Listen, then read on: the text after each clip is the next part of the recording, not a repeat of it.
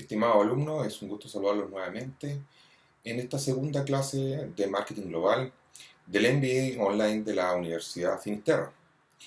En esta oportunidad, ya habiendo pasado un poco los temas anteriores que vimos en esta clase, que fueron principalmente temas como de introducción al marketing global o al marketing internacional, vamos a ver ahora algo más importante. Vamos a ver y vamos a hablar sobre la selección de los mercados internacionales. ¿Ya? Lo primero que vamos a explicar es que una de las características más importantes o una de las características del marketing internacional es la necesidad de eh, vender un producto o introducir un producto en nuestro país. Entonces, eso es lo primero que pasa cuando uno decide seleccionar un mercado internacional. O sea, es porque uno tiene esa necesidad como empresa de vender en el extranjero y realizar intercambio de productos y consolidarse en un mercado extranjero. Entonces, a esto le llamamos estrategia de expansión internacional. ¿Ya? Pero vamos a hablar un poquito más en detalle, un poquito más adelante en esta misma clase, de lo que es la estrategia de expansión internacional.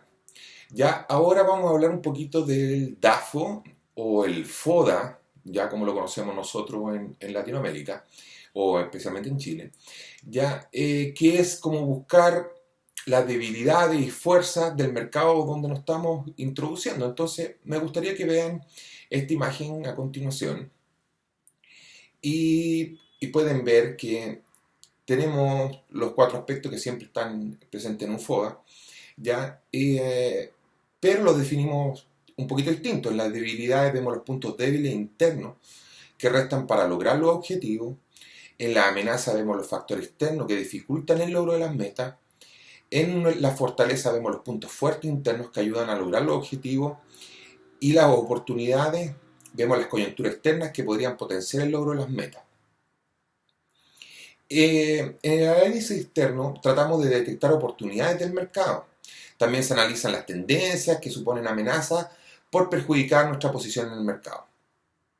Por ejemplo, si hablemos de una empresa que vende puertas de madera, ¿ya? Y supongamos que nuestro mercado es España. Sabemos el problema de la construcción en España, ¿ya? Entonces, es una amenaza, obviamente. No significa que no podamos lograr vender con excelentes estrategias que manejemos, ya no significa que no las podamos vender, pero es una amenaza, sin lugar a dudas. ¿Por qué? Porque el tema económico de un país resulta ser sumamente importante en el momento de medir amenazas, ¿ya? Entonces, ese punto me gustaría que les quedara súper claro. Nosotros, todo factor económico que nosotros analicemos debe ser, en primer lugar, la economía interior de ese país. ¿Ya? Después podemos hablar de un análisis eh, más externo aún, donde nos interesa especialmente estudiar la fuerza y la estrategia de los competidores en cada mercado, así como la estructura del mercado. Otro aspecto fundamental de ese estudio debe ser la demanda del mercado y su previsible evolución futura. El potencial de crecimiento de los mercados es un factor clave en la inversión internacional. Y en eso tenemos especialmente cuatro criterios, que son el tamaño del mercado, la fase de crecimiento del país, el precio y la ventaja competitiva. De una forma más gráfica podemos crear una matriz muy sencilla de interpretar, donde el eje de abscisas estará la ventaja competitiva y en el eje de coordenadas estará el atractivo del país. Dentro de la ventaja competitiva o competitividad de la empresa encontramos las siguientes variables, que son súper importantes que las tengamos claras. Cuota del mercado, capacidad y habilidad en marketing, margen comercial, imagen y posicionamiento, posición tecnológica, calidad del producto, calidad de la distribución y del servicio. Y dentro del concepto atractivo del país nos encontramos con el tamaño del mercado total y por segmento, crecimiento del mercado, estacionalidad y fluctuaciones, competencia y concentración de intensidad y las barreras de entrada, restricciones cualitativas y cuantitativas, estabilidad política y económica. ¿Se acuerdan que hace un momento hicimos una pequeña introducción sobre eso? Pero aquí hay un puntito que me gustaría aclarar. Las barreras de entrada, ¿ya? Esos van a estar presentes en cualquier país que ingresemos. Por ejemplo, ¿tenemos libre mercado con el país que vamos a actuar? ¿Sí? ¿No? Porque en el libre mercado tenemos muchas posibilidades de entrar nuestro producto con facilidad, ¿ya? Pero también hay casos en que en el libre mercado se le da alguna restricción especial a un tipo de producto. Suele pasar, por ejemplo, recuerdo muy bien el acuerdo que hizo Estados Unidos con Colombia hace unos años atrás, de libre mercado, donde hicieron una prohibición explícita ya al arroz. O sea, el arroz no podía ser exportado. Cualquier otro producto, y creo que la gran mayoría de los productos fueron incluidos, pero el arroz hubo una restricción especial. Entonces, las barreras de entrada van a ser sumamente importantes porque de repente podemos encontrarnos con países que nos cobren altísimos tributos por el producto que nosotros estamos entregando. Eh, el ingreso aduanero puede ser costosísimo, ¿ya? Entonces, todas estas van a ser barreras de entrada, ¿ya? Todas estas van a ser complicaciones que vamos a tener en nuestro trabajo y en nuestra gestión internacional al momento de querer ingresar como empresa a otro país. Entonces, no tomemos muy en cuenta ese tema y les quiero profundizar un poquito también en el tema de la estabilidad política económica. Ya sabemos que los países tienen diversas macroeconomías cada uno, ¿ya? Pero nosotros tenemos que ser capaces de prever que un país políticamente tiene una estabilidad. Entonces, por ejemplo, ¿será conveniente en este momento hacer una exportación de productos o instalarnos como empresa en un país, por ejemplo, como Bolivia, con los problemas que tiene de carácter político? Puede ser un problema, como puede ser una oportunidad, pero ese debe ser un análisis que nosotros debemos hacer básico, primordial e importante. Bueno, continuamos. Ahora van a ver, están viendo en la pantalla, eh, este, gráfico que nos muestra el atractivo de país y la ventaja competitiva. Entonces vamos a ver algunos de los números, de los numerales que están aquí y voy a tratar de explicarse. Inversión, crecimiento. Es donde hay países más atractivos, es necesaria una adaptación del producto para competir con empresas establecidas, se recomienda una inversión en equipos comerciales para dar servicio de entrega rápida, servicio de postventa y atención al cliente. Si tomamos el caso del número 3, dominante abandono. El mercado es atractivo, pero la competitividad de la empresa es escasa. Una alternativa es vender para posicionarse adecuadamente en otros mercados o una joint venture con un socio local. Voy a explicar brevemente lo que es la joint venture, si es que algunos tienen duda o desconocimiento.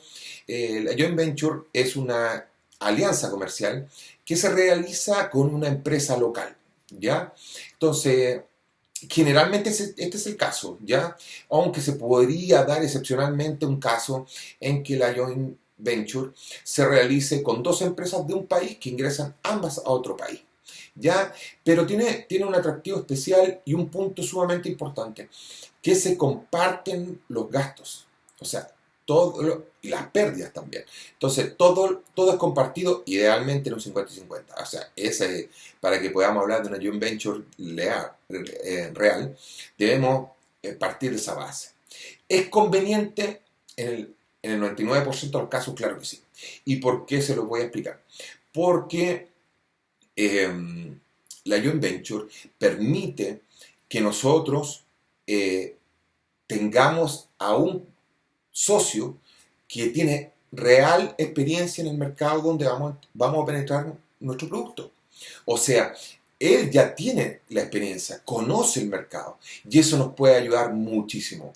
Pero es sumamente importante conocer muy bien la empresa, investigarla, que eso también es una parte de la inteligencia de negocio que tenemos que desarrollar en el extranjero, y conocer muy bien la empresa que nosotros vamos a trabajar, investigarla al 100%, pero si nosotros ya vemos que es una empresa sólida, que no tiene problemas legales, que tiene una solvencia y solidez, es una empresa seria, digamos, para nosotros, podemos trabajar perfectamente con ella. Y claro que la medida va a ser sumamente buena porque nos va a permitir, como les decía, tener un socio estratégico en un país que nosotros desconocemos. Ya, continuamos entonces. Eh, Hablamos de mantenimiento ahora, el punto 5. El objetivo es poner en marcha estrategias y destinar recursos manteniendo la cuota de mercado existente. Si se obtiene una ventaja competitiva, hay que atacar el mercado para obtener una posición de liderazgo. Y si, por ejemplo, nos referimos al punto 9, hablamos de estrategias combinadas, que es bien adoptar una estrategia que cubra los costos variables a la espera que mejoren las condiciones, o elevar precios de venta, reducir los costos de comercialización, etc. Y si, por ejemplo, nos preguntamos qué va en el número 6, yo lo llamaría a este número 6 la estrategia de relanzamiento. Ya que si un mercado tiene un atractivo medio y no tengo una ventaja competitiva identificada o real, lo que puedo hacer es relanzar mi producto, quizás mediante una estrategia nueva de embalaje o packing que le llaman, donde pueda captar mercados que no me conocen. Y bien, si estoy posicionado, darle un plus a mi consumidor y sumar estrategias con mis socios o distribuidores locales para captar consumidores potenciales o mercados a los que anteriormente no había penetrado dentro de ese mismo país. Entonces, tenemos que hablar de la estrategia de expansión internacional.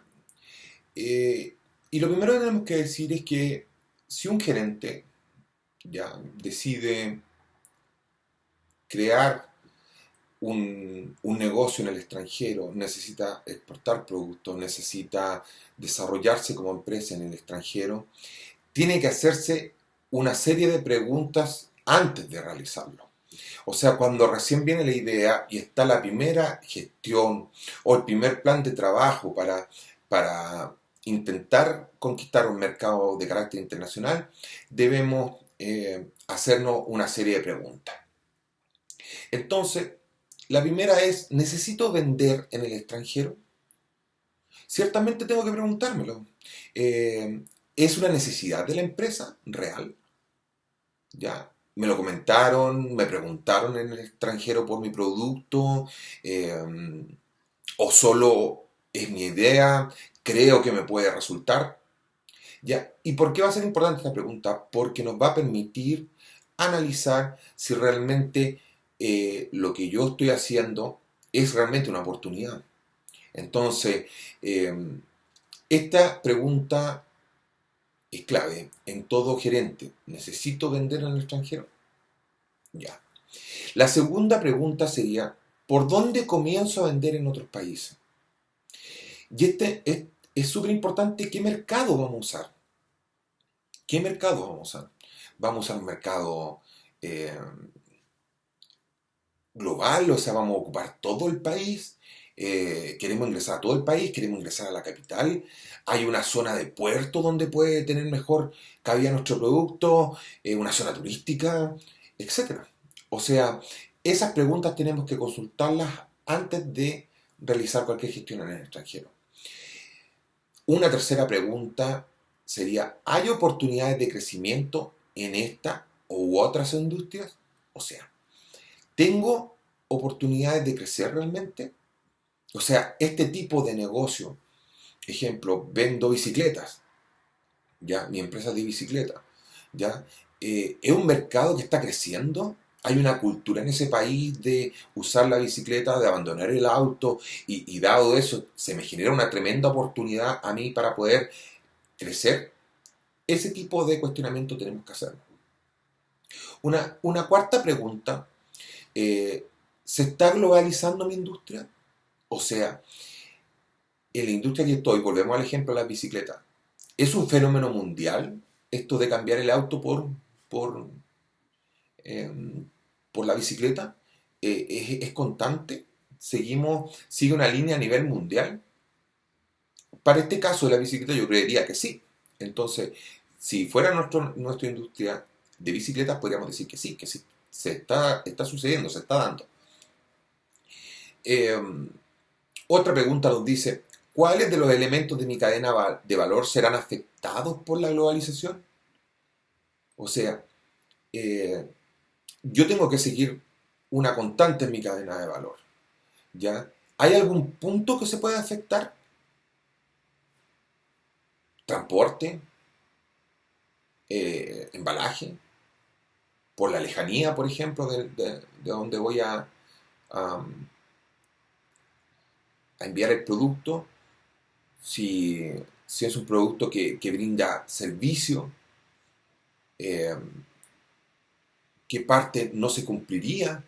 O si, por ejemplo, yo necesito vendo frutas y necesito que estas frutas lleguen frescas al país donde los voy a enviar, el viaje no será excesivamente largo si lo hago, por ejemplo, en barco. ¿No será mejor hacerlo entonces en avión, aunque tenga un costo más alto mi producto en ese país? Ese tipo de cosas son las que tenemos que analizar. Otra pregunta sería, ¿cuál es el escenario final más probable? O sea, veo que el escenario final es exitoso, veo que mi escenario eh, presenta una, una posibilidad real de éxito, de que si yo ingreso mi producto, efectivamente va a tener un éxito.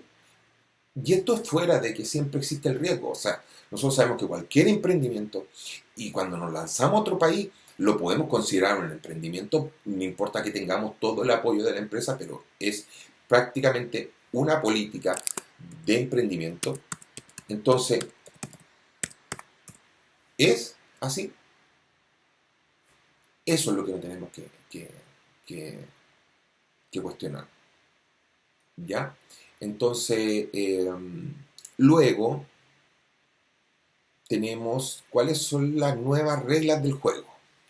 ¿Ya? Entonces, cuando nosotros analizamos un poquito el tema de reglas de juego, nos referimos mucho al tema económico del país, al nivel de competencia que existe en ese país, estabilidad política, económica, pero también mucho de cómo funciona el mercado. Entonces, a veces las reglas pueden cambiar, ¿ya? Por ejemplo, podemos vender cigarrillos en el extranjero y en ese país no existía impuesto sobre el cigarrillo, eh, y ese impuesto va a permear nuestra ganancia. Entonces, eso es lo que tenemos que medir, ¿ya? ¿Cómo es probable que puedan cambiar en el futuro las reglas del juego? Eh, ¿Cómo estoy posicionado para competir en este nuevo entorno? ¿Estoy posicionado bien? ¿Tengo un respaldo económico? ¿Tengo para hacer campañas de marketing? ¿Tengo para hacer campañas publicitarias? ¿Tengo todo un aparataje de marketing para poder desarrollarme bien en ese país? ¿Lo tengo? ¿Cuento con ello? Ese es un tema un tema sumamente importante que tenemos que analizar al momento de ingresar a un mercado. ¿Tenemos habilidades de competencia? ¿Podemos realmente competir contra otros productos? Ese es un tema ideal que lo veamos antes de. ¿Cómo debo enfocar mi estrategia para mantenerme competitivo localmente? No sé, ¿será mejor las redes sociales? Por ejemplo, si hacemos campañas de marketing, ¿será mejor las vallas? Las vallas, me refiero a las vallas que están en las calles, donde se publicitan productos. ¿Será mejor la televisión? ¿Será mejor la radio? Pero eso va a depender exclusivamente del país donde estamos ingresando, la cultura y cuál es la condición económica del país. Por ejemplo, si ingresamos un producto a Estados Unidos va a ser mucho más fácil trabajarlo con redes sociales que si lo ingresamos a la India, donde sabemos que hay menos gente que tiene acceso a Internet. Esos son puntos que tenemos que medir. ¿Hay oportunidades de alianzas estratégicas? ¿Podemos realizar una joint venture? ¿Podemos conseguir socios locales? Eso es parte de esto, ¿ya? Todos estos puntos entonces son lo que nosotros debemos medir antes de ingresar a un mercado extranjero. Pero también tenemos que hablar un poquito de las exportaciones pasivas. En esta etapa inicial que comienzan a llegar pedidos inesperados, bien porque no han encontrado por internet o bien porque hemos asistido a alguna feria internacional, que eso se da. Por ejemplo, Chile promociona muchos productos a nivel internacional en ferias internacionales y es como para entrar en esta primera fase de expansión, ¿ya? Entonces, bueno, en esta fase todo lo que se vende en el extranjero y se cobre es un ingreso atípico, o al menos así debemos considerarlo. O sea, no lo podemos considerar como un ingreso real, que sea parte de lo que nosotros normalmente nos ingresa en nuestra empresa localmente. Debido a que la actitud de la empresa es pasiva en relación a las ventas internacionales. O sea, no estamos haciendo estrategia. Esto podríamos decir que fue un hecho azaroso, que nos contactaron por internet o a través de una feria pudimos vender algunos productos, pero no es el constante. Entonces la empresa no tiene casi ningún control sobre cómo llega el producto al cliente final. Desconoce los canales de distribución, promociones realizadas y tampoco se tiene ningún departamento específico que vea todos los temas extranjeros. O una persona que se encarga exclusivamente de la exportación. En esta fase se encuentra el 95% de las pymes a nivel mundial, ¿ya? Pero hay una segunda etapa que nosotros la denominamos el inicio de las exportaciones activas, que en esta fase la empresa persigue la forma clara de internacionalizarse. Como no se puede abarcar todo en el mundo de golpe, se apuesta por mercados similares al país de origen. Acuérdense que lo vimos en la clase pasada. Hablamos de la lengua, cultura y economía. O sea, por ejemplo, ¿qué sería indicado para nosotros como partir? Un mercado como el argentino, un mercado como el peruano, con una excelente economía. Hoy en día el mercado, la economía peruana, un mercado muy naciente, muy bueno para hacer negocios y donde ya muchas empresas chilenas han apostado y les ha ido bien. Entonces, con mayor seguridad yo apostaría aún a ese tipo de mercado. Entonces, esas son partes de la estrategia de expansión internacional, pero independientemente de la situación macroeconómica de un país, siempre es un buen momento para vender fuera de las fronteras naturales de una empresa. Tal y como indicábamos en la fase de expansión internacional, que ya revisamos hace un momentito, toda estrategia de expansión internacional lleva un ritmo lógico y ordenado que bien se puede acelerar, pero siempre tiene el mismo cronograma. Una vez que tenemos claro que deseamos vender en el extranjero o bien, porque ya hemos realizado alguna venta esporádica, podemos realizar las siguientes estrategias de expansión, ya que son dos. Una es la expansión orgánica, es aquella que se da cuando producimos o comercializamos un producto con características similares o iguales en todos los países que vayamos a atacar. Normalmente la marca es igual, aunque podemos realizar adaptaciones lingüísticas en algunos países. Por ejemplo, Volkswagen lanzó un SUV, que es el más grande de su tipo en la actualidad, que es el Atlas en Chile. Pero si nosotros lo buscamos como Atlas tal cual, no está en otro país como Atlas. Entonces, ¿por qué en Chile es Atlas? Porque se consideró que era un nombre atractivo para el mercado a nosotros, ¿ya? Pero no se pierde la marca, ¿ya? Sino que es renombrar un modelo, ¿ya? Entonces, a veces también se puede cambiar el nombre de la marca. Hay muchos casos de bebidas, sobre todo de gaseosas, que cambian el nombre en un país para motivar el mercado. Entonces, esa es una expansión orgánica. Y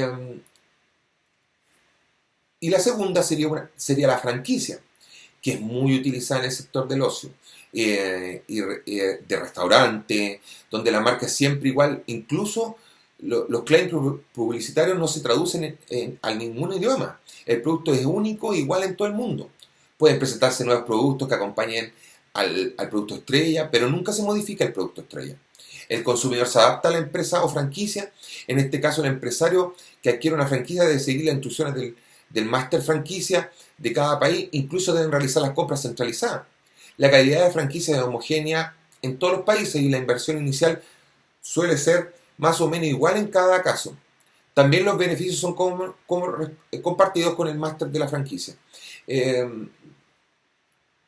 yo creo que es un buen punto el tema de la franquicia, es un tema bueno. A veces creo que los costos son muy elevados, por ejemplo, para quienes están realizando emprendimientos, ¿ya? Pero si una empresa es consolidada en un área, puede perfectamente comprar una marca, llevarla a otro país eh, y lanzarla como franquicia en ese otro país. O sea, el caso de McDonald's creo que es el más evidente a nivel mundial, la gran cantidad de franquicias que tiene con resultados sumamente exitosos.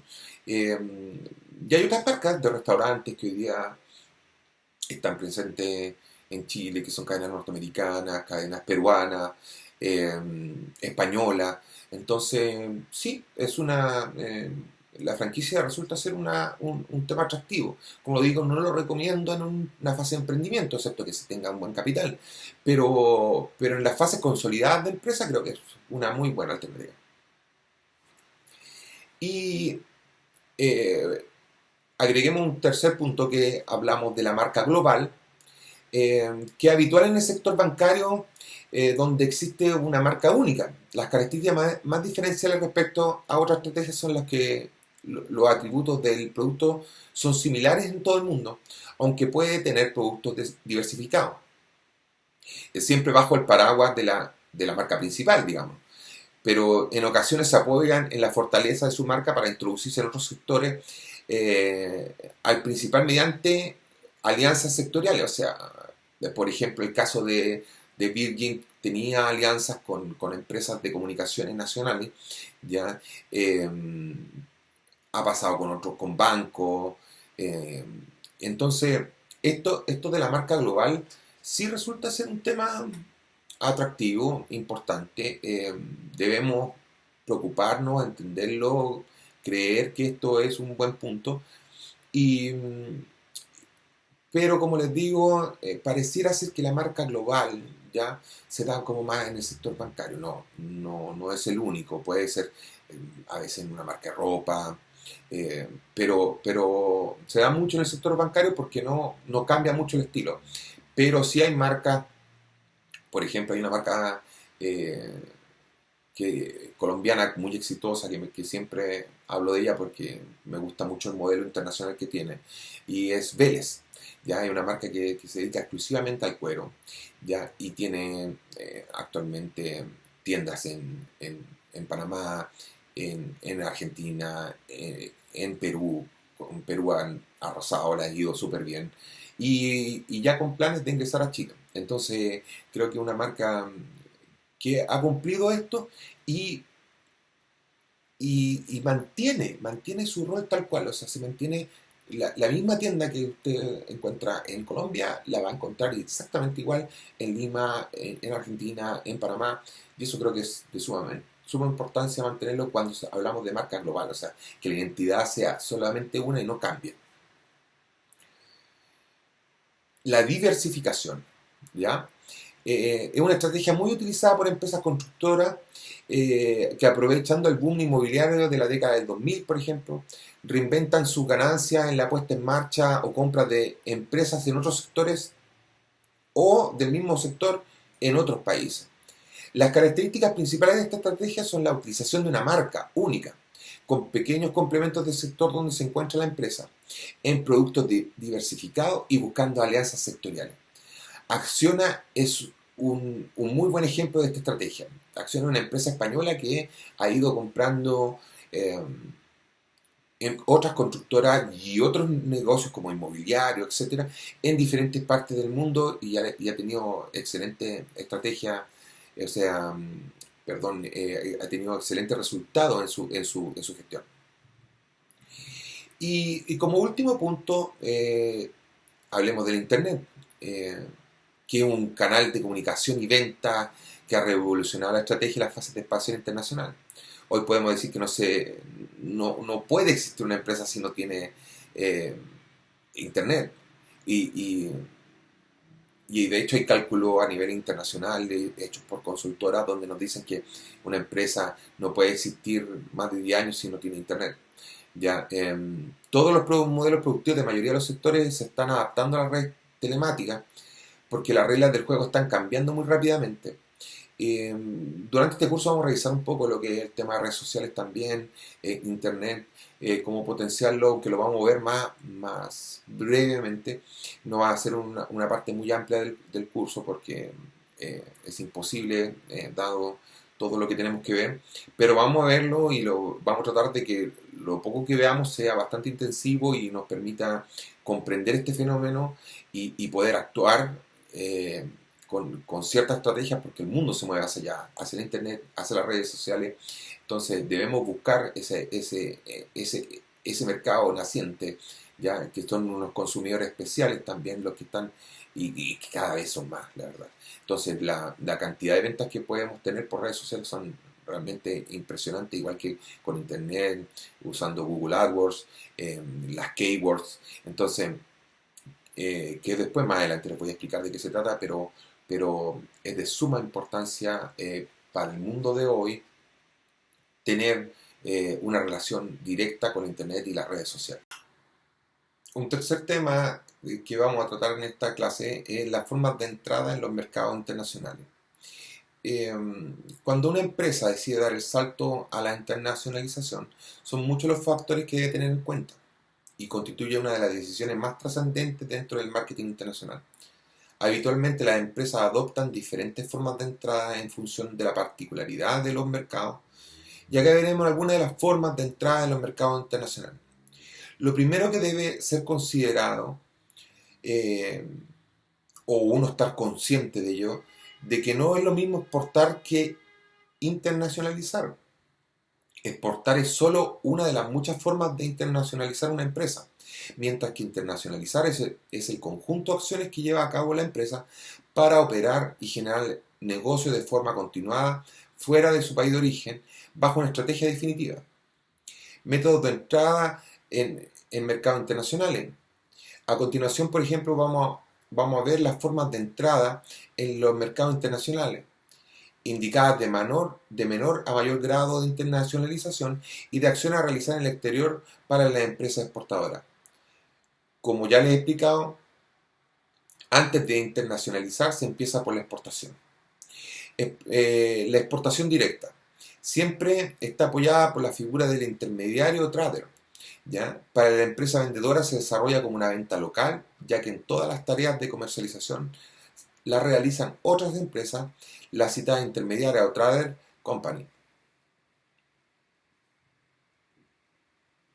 Como aparece en este gráfico, por favor, véanlo por mientras que yo les voy contando sobre la exportación. La exportación directa supone la venta del mercado de origen al importador y distribuidor en el mercado exterior. A diferencia del anterior, el exportador gestiona todo el proceso y ve las ventajas frente a la exportación indirecta, que son el mayor volumen de ventas e ingresos, mayor control, información directa del mercado, experiencia adquirida en el proceso, inconvenientes frente a la exportación directa, mayor inversión y costes, mayor riesgo. Se desarrolla mediante los siguientes canales. Venta directa. Este tipo de operación supone que la empresa exportadora vende directamente el producto al cliente final y es usual en productos donde el número de clientes potenciales es limitado, como bienes de equipos industriales u obras civiles. Mediante agentes, tramita los pedidos de su mercado de actuación a la empresa exportadora, por lo que recibe una comisión. La empresa exportadora puede dar exclusividad al agente en uno o varios mercados. Los distribuidores realizan una operación de trader, compra y revende el producto al exportador. Una subsidiaria comercial constituye la siguiente etapa en el proceso de internacionalización. Una vez consolidadas las exportaciones, existe una cuota de mercado creciente, por lo que el aumento de las ventas hace que se puedan cubrir los costes de mantener abierta una sucursal o filial. Con la creación de una subsidiaria comercial se favorecen los factores comerciales, logísticos, la proximidad a los clientes y mejora de las comunicaciones ilegales. Que el país donde se establezca la filial favorece e incentiva la inversión extranjera. Eh, yo creo en lo personal eh, que la subsidiaria comercial es la mejor forma de estar posicionado en un mercado extranjero. Puede ser que a veces por temas de recursos, por diversos factores que, que- que hemos previsto en el trabajo, no se pueda. Pero para mí lo ideal es que nosotros tengamos una subsidiaria comercial, porque el contacto con los clientes va a ser inmediato si nos requieren. Es verdad que hoy tenemos eh, muchos canales, formas de comunicarnos, programas especiales para videollamadas, etcétera. Pero eso no nos garantiza ese contacto que a lo mejor quiere el cliente, ese contacto eh, cara a cara. Y ese es primordial muchas veces en la gestión de negocios. Entonces, yo considero que la mejor forma es esta. Aunque, como lo digo, depende del producto, depende un poco de lo que estamos vendiendo. eh, y va a depender mucho también de las condiciones de la empresa a nivel local para poderse sumar con eficacia en el extranjero. Siguiendo con el aumento del grado de implicación en el país de destino y de la capacidad de internacionalización de la empresa exportadora, podemos hablar de las exportaciones concentradas. Esta forma de entrada implica la colaboración con otros fabricantes, donde ambos tendrán intereses mutuos de colaborar. Constituye una vía intermedia entre la exportación indirecta y directa, ya que la empresa exportadora no desarrolla por completo la actividad internacional. Parte de ella es desarrollada por sus socios. Tipos de exportación concentrada. Por ejemplo, tenemos el piggyback, acuerdo entre empresas fabricantes, donde sería la acción de introducir nuestro producto a través de los canales de una empresa fabricante ya instalada en el país donde queremos entrar. Es útil para productos que se usan canales de distribución similares y no compiten entre ellos, y para empresas que no quieran realizar un desembolso en la creación de redes comerciales.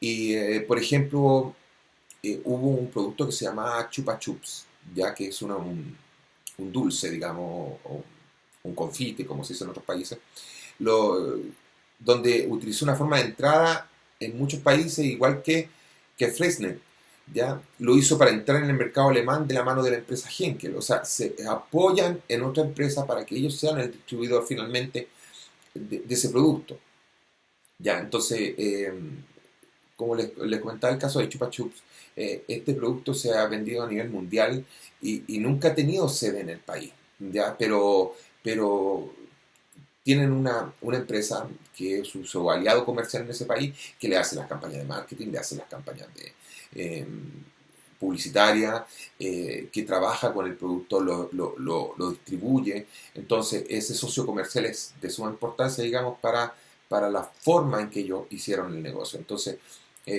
por eso les decía hace un momento, el día de mañana tendrán que hacer un análisis bien acabado para entender cuál es la forma correcta de cómo deben entrar al mercado.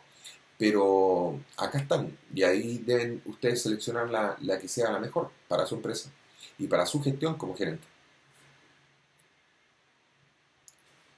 Creación de consorcios de exportación. Será cuando empresas de un mismo país cooperan entre ellas para realizar una exportación en común.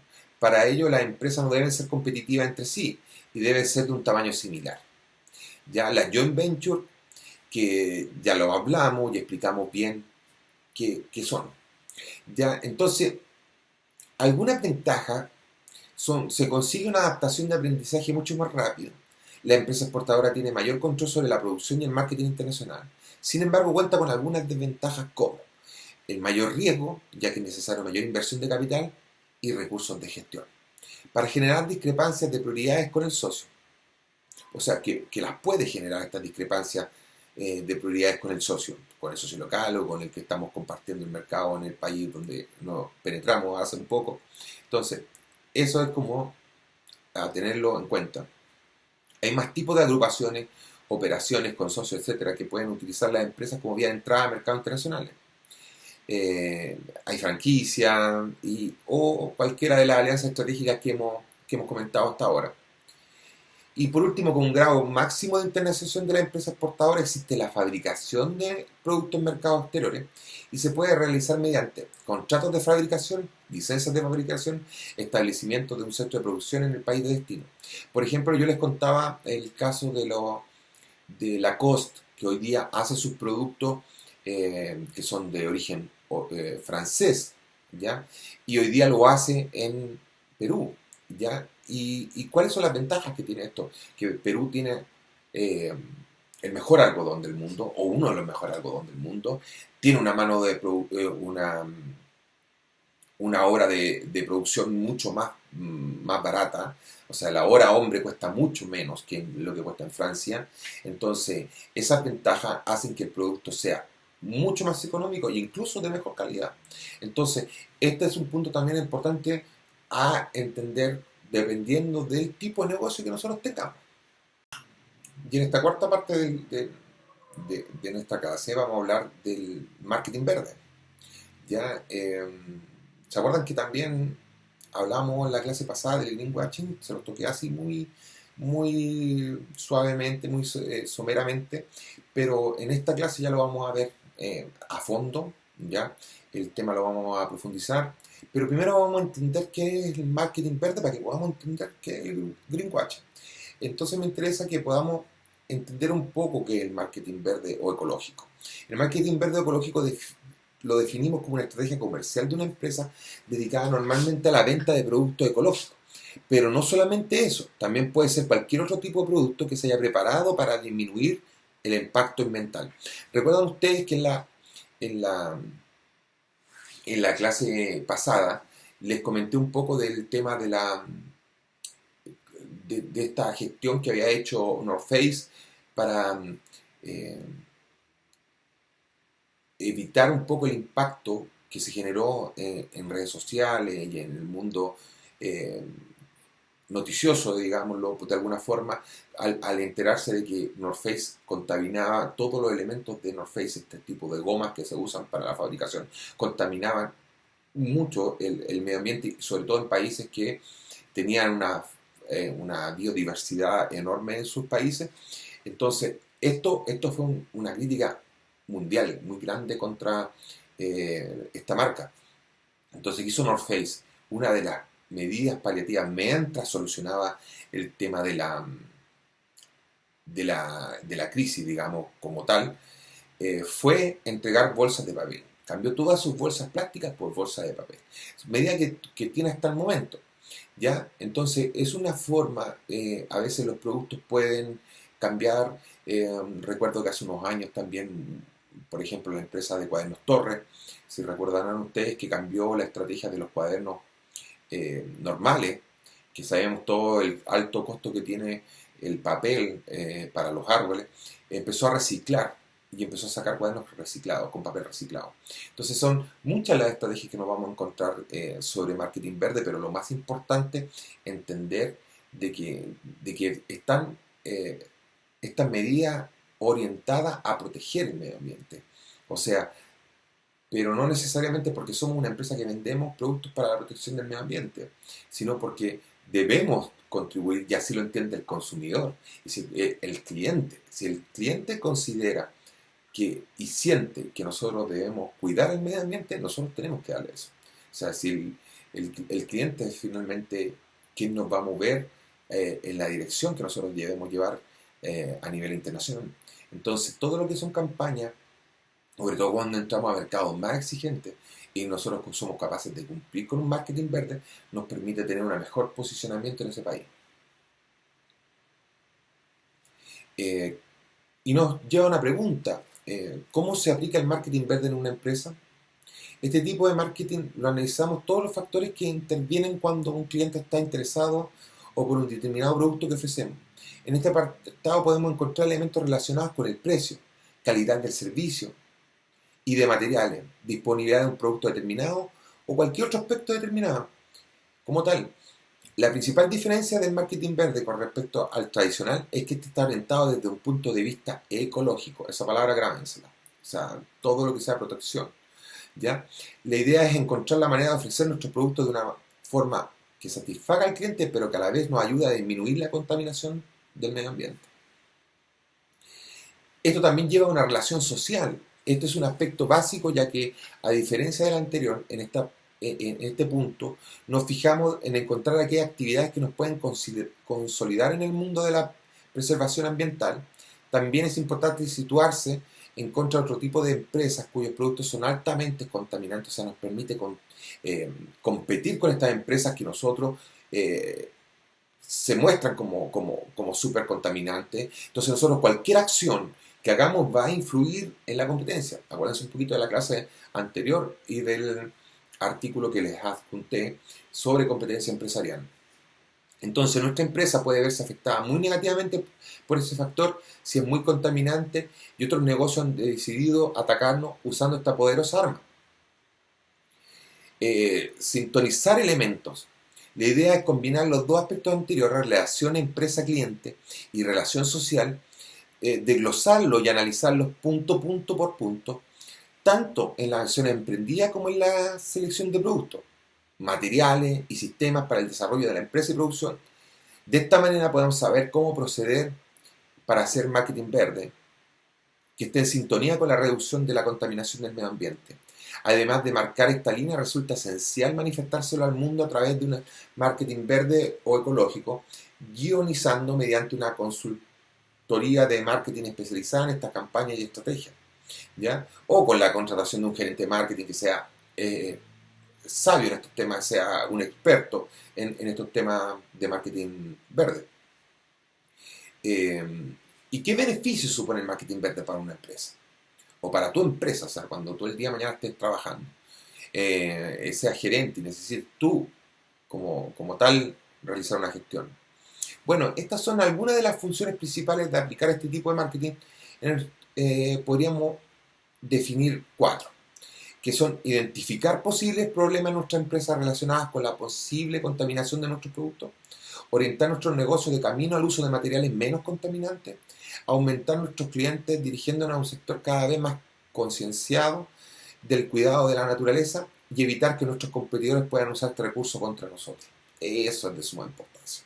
O sea, del momento que usan este recurso contra nosotros, nos dañan la imagen y a lo mejor va a ser tan fuerte el golpe que va a ser imposible volver a levantarnos. Entonces hay que estar muy atento a lo que hacemos. O sea, no hay que esperar que nos ataquen con una campaña de marketing verde, donde nos muestren las falencias de nosotros como empresa, para nosotros empezar a trabajar una política de ecología, una política de cuidado del medio ambiente en nuestra empresa, porque el daño que podemos tener tras esa campaña puede ser gravísimo para nosotros. Podemos perder el mercado, podemos perder todos nuestros clientes o el gran número de clientes, lo que nos haría quebrar. Entonces, nosotros tenemos que cuidar al cliente. ¿Y cómo lo cuidamos? Identificando antes de estas medidas dónde podemos solucionar. O sea, que la política de marketing verde debe estar presente siempre, absolutamente siempre, en un trabajo gerencial. ¿Y qué beneficios supone el marketing verde para tu empresa? Debido a la importancia de este proceso, es muy importante que dejemos la elaboración del proyecto en manos de una consultoría de marketing, o como le decía, de un gerente de marketing que sepa y maneje muy bien el tema, que nos guíe tanto en la aplicación de los protocolos como en contribuir a su correcta difusión por medios digitales, sociales y tradicionales. Ya que algo también hablábamos hace un momento sobre las campañas de redes sociales, la importancia. Además, podremos afrontar o prevenir ataques sufridos por parte de otras empresas o empresas que se dedican justamente a conocer cuáles son las falencias que tiene otra empresa para podérsela entregar como información a la empresa que lo está pidiendo el informe, y con eso conocer toda la contaminación que está produciendo esta empresa y por ende dañar nuestra imagen con eso, ¿ya? Y podemos considerar que a lo mejor es un tema duro, pero esto sucede frecuentemente y hoy día es parte de nuestro proceder actual, entonces tenemos que vivir con ello. Y además podemos ver otras campañas de comunicación, marketing y publicidad. De esta forma estaremos seguros que nos ofrecen un servicio de marketing razonable y relacionado con el medio ambiente. O sea, tenemos que estar seguros de que lo vamos a hacer. Y este servicio de consultoría a veces establece la relación que existe entre la relación social de tu empresa con el exterior y las que mantienes con tu cliente. De esta forma podrás saber cuáles son los principales problemas a los que nos enfrentamos y poder ofrecernos una solución efectiva profesional. Quiero hablar un momento ya con más detenimiento del greenwashing, ya que es como les decía la clase anterior, esta pantalla que hacemos, ya, que en realidad es un lavado de imagen, ya, sin cumplir con las normas ambientales, pero sirve, profundamente sirve. Por ejemplo, las empresas forestales dicen que plantan 100.000 árboles al año, ¿ya? Pero sabemos que, aunque fuera cierto, esos árboles se van a demorar muchísimo en crecer. Sabemos que los árboles talados son 10 veces más que los árboles que se plantan, pero aún así creemos que esta estrategia es correcta, que está bien hecha, que es bueno. Entonces el cliente cree esto y eso es lo importante. Entonces a veces no podemos, por el tipo de rubro de nuestro trabajo, a veces no podemos cambiar el rumbo de lo que contaminamos. ¿Ya? Podemos tomar medidas, bajar los niveles de contaminación, pero vamos a seguir contaminando. Entonces, bajo ese prisma, ¿ya? Y recuerden el ejemplo de la clase pasada, cuando le hablaba del tema de Coca-Cola y las botellas plásticas. Entonces, bajo ese prisma, nosotros nos vamos a dar cuenta que siempre, en este tipo de negocios complejos, ya donde finalmente siempre vamos a contaminar, podemos reducir un poco, pero no totalmente. Entonces necesitamos campañas de greenwashing, ¿ya? También puede ser muy buena una campaña de greenwashing cuando se nos ha dañado nuestra imagen, que lo hablábamos hace un momento. O sea, que no hemos cumplido con las normas, tenemos todo un aparataje para poder trabajar en base a este recurso que nos pareciera ser no muy ético, ¿ya? Pero tenemos que usarlo y tenemos que conocerlo. Porque no sabemos en qué rubro vamos a estar el día de mañana. Y independiente de este tema, o sea, yo creo que cualquier empresa hoy en día se cuestiona a nivel ecológico, o sea, cualquiera. Bueno, cualquier duda me escriben a mi correo, ya lo conocen. Dudas, cualquier duda que tengan sobre lo que hemos visto en esta segunda clase, por favor cuenten conmigo, lo que necesiten, estoy a su disposición. Así que nos vemos en la clase 3, ha sido un gusto nuevamente y que estén muy bien.